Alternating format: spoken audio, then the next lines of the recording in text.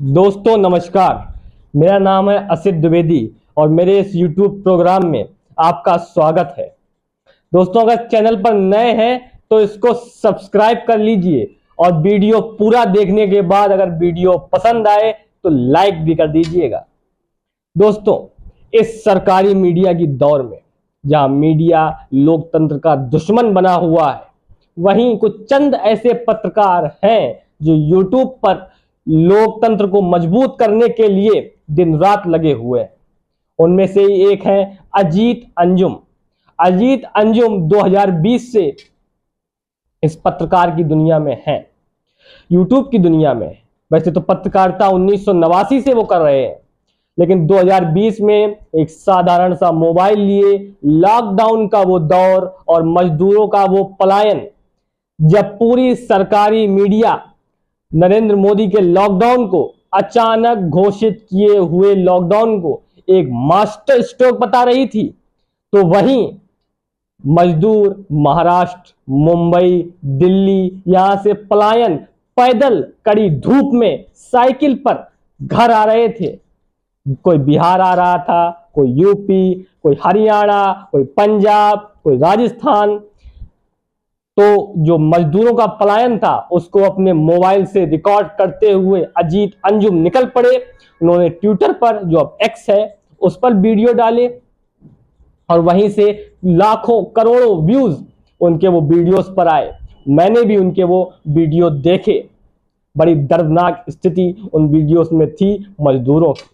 फिर वो किसान के आंदोलन में, जो किसानों का आंदोलन हुआ, उसमें गए। उन्होंने वहां वीडियो रिकॉर्डिंग करी और यूट्यूब पर डाली। उनको एडिटिंग नहीं आती थी, धीरे धीरे उन्होंने एडिटिंग का काम सीखा और वो यूट्यूब की दुनिया पर छा गए। दोस्तों आज मैं अजीत अंजुम की कमाई के बारे में आपसे बात करूंगा कि अजीत अंजुम की कमाई कितनी है, वो महीने में कितना कमाते हैं। दोस्तों सबसे पहले एक वीडियो देख लेते हैं, जब उन्होंने निरहुआ से कुछ सवाल किए और निरहुआ ने अटपटे जवाब दिए, हास्यात्मक जवाब दिए। लोग हंस सकते हैं उनकी इस बात को सुन करके। ईश्वर के लिखे लेख को भी मैं मिटा सकता हूं। ये तो बहुत बड़ा अहंकार है। मुझे लगता है पृथ्वी लोक पर अकेले नेता है आज की तारीख में जो इस तरह से लाख वोटों से अखिलेश यादव को हराएंगे। मैं भविष्यवक्ता नहीं हूं, एक चीज नहीं है कम से कम। आपने तो अभी खुद कहा कि आप ईश्वर के लिखे को मिटा सकते हैं। पैदा ही नहीं हुआ हराने वाला। आपने कहा आपको हराने वाला पैदा नहीं हुआ। ऐसा अक्सर होता है जब कोई कलाकार राजनीति करने लगता है। वो कलाकार राजनीति में जनता के लिए नहीं आता, वो आता है अपना स्टारडम चमकाने के लिए, उसमें सांसद बनने के लिए, संसद जाने के लिए और फिल्म में प्रमोट हो, इसके लिए आता है। चुनाव जीतते ही वो रबू चक्कर हो जाता है। आपने देखा होगा अभी मेरठ में अरुण गोयल, जिनको लोग टीवी का राम कहते हैं, वो मेरठ में लगातार कैंपेन कर रहे थे। जैसे ही मेरठ में चुनाव खत्म हुआ, उसके अगले ही दिन उन्होंने बैग पैक किया और मुंबई चले गए। तो इस तरीके से काम करते हैं कलाकार। तो बहुत सोच समझकर अपना प्रतिनिधि चुने जो आपके लिए संसद में एक आवाज रखेगा। पहले हम ये देख लेते हैं वीडियो अजीत अंजुम और निरहुआ का। एक बहुत ही मजेदार वीडियो है। इसमें निरहुआ ये कहते हुए दिखाई दे रहे हैं कि मैं भगवान के लिखे को बदल सकता हूं, और पत्रकार जो बैठे हुए हैं वो हंस रहे हैं। वो देख रहे हैं कि कैसी बचपने वाली बातें निरहुआ कर रहे हैं। और उन्होंने दिखाया, अजीत अंजुम जो सवाल पूछते हैं तो लोगों की सिट्टी पिट्टी, नेताओं की सिट्टी पिट्टी इसी तरीके से गुल हो जाती है। अब अपने इस मूल प्रश्न पर आते हैं कि अजीत अंजुम की कमाई कितनी है।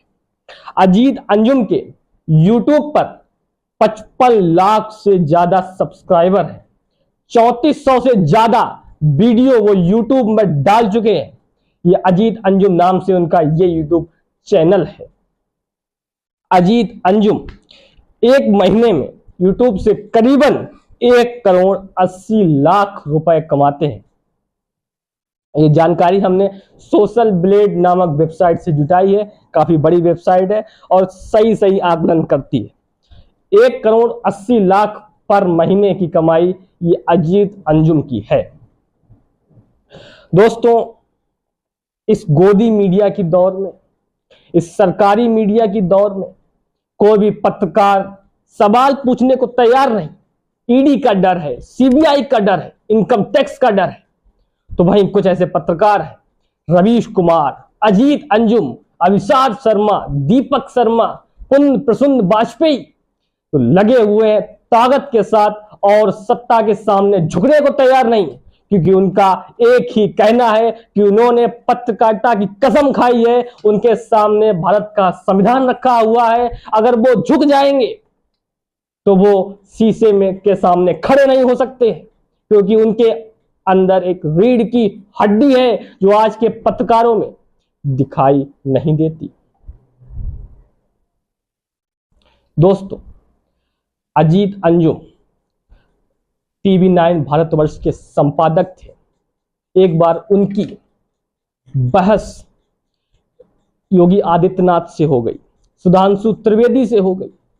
वो कोई गाली गलौज नहीं करते हैं, केवल साधारण सवाल रखते हैं, लेकिन सत्ताधार जो सत्ता पर बैठे हुए वो उन सच्चे सवालों को देखकर तिलमिला उठते हैं, क्योंकि उनको जो सवाल चाहिए वो सवाल है कि आप थकते नहीं है क्या? आप आम काट कर खाते हैं या चूस कर खाते हैं? उनको ये सवाल चाहिए। जब उन पर कोई महंगाई पर, बेरोजगारी पर सवाल पूछ लेता है, जीडीपी पर, इकोनॉमी पर, शिक्षा पर, स्वास्थ्य पर, तो वो ऐसे ही तिलमिलाने लगते हैं। और एक पत्रकार है जो नरेंद्र मोदी प्रधानमंत्री को जो पत्रकार पसंद आते हैं, वो है सुधीर चौधरी। सुधीर चौधरी क्या बताते हैं अपने यूट्यूब के, अपने आज तक में जी न्यूज पर वो काम करते थे। जिहाद के प्रकार क्या है, जरा ये देखिए। जिहाद का एक डायग्राम है। हार्ड जिहाद, इकोनॉमिक जिहाद, हिस्ट्री जिहाद, मीडिया जिहाद, सॉफ्ट पावर जिहाद की फिल्म और संगीत, पॉपुलेशन जिहाद, लव जिहाद, लैंड जिहाद, विक्टिम जिहाद, और फिर आता है। तो यहां पर आप सुन रहे हैं कि सुधीर चौधरी किस तरह से सांप्रदायिकता का एक जहर घोल रहे हैं जनता के बीच कि जिहाद क्या है। और आपको बताते हैं कि अजीत अंजुम किस प्रकार से पत्रकारिता करते हैं। एक वीडियो जरा देखिए अजीत अंजुम का, जब TV9 भारतवर्ष का कॉन्क्लेव था और प्रधानमंत्री वहां पर मुख्य अतिथि के रूप में आए थे, तो प्रधानमंत्री ने TV9 भारतवर्ष के CEO से क्या कहा, जरा सुनिए। लोग खड़े हैं जी, तो ब्लड में हमको बदलाव ला रहे हैं। ऐसा मत करो भाई, इनको जीने तो बेचारा को, उनकी आत्मा मर जाएगी तो सिर्फ मजा नहीं आएगा उनको। अगर आप सही से इसको सुन नहीं पाए हैं तो स्पष्ट तरीके से मैं आपको बता देता हूं कि प्रधानमंत्री ने बोला कि किनको भर रखा है, जिनके ब्लड में मुझे गाली देना है।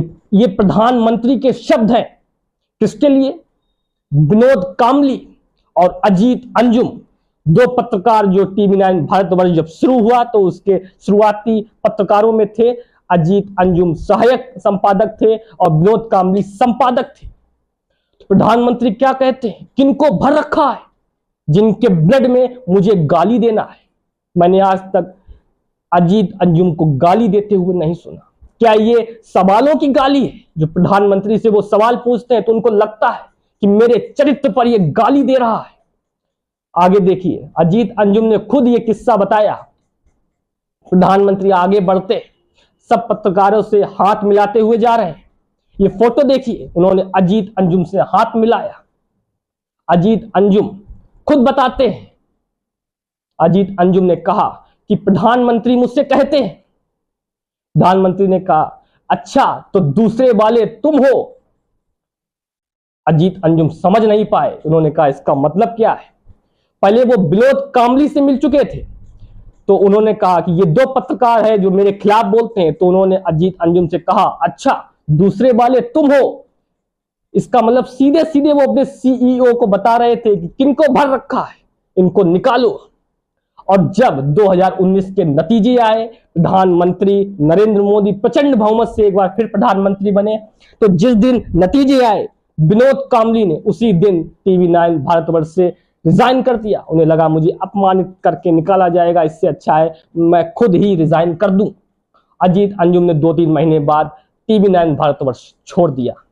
तो ये तो अपने भारत की एक पत्रकारिता जो चल रही है 160वें नंबर पर मीडिया पहुंच चुकी है। ये दोस्तों आपने देखा। आपसे विदा लेता हूं। हमारे इस चैनल को सब्सक्राइब करिएगा, लाइक करिएगा, कमेंट करिएगा, शेयर करिएगा, क्योंकि इस देश में पत्रकारिता, सच्ची पत्रकारिता की कमी है। आपके मीडिया पर दलालों की एक बड़ी फौज दिख जाएगी, लेकिन सच्ची पत्रकारिता नहीं मिलती है। सच्ची पत्रकारिता है सत्ताधारों से सवाल पूछना, जो सत्ता पर काबिज है उनसे सवाल पूछना सच्ची पत्रकारिता है। इसके अलावा सच्ची पत्रकारिता कुछ नहीं। धन्यवाद।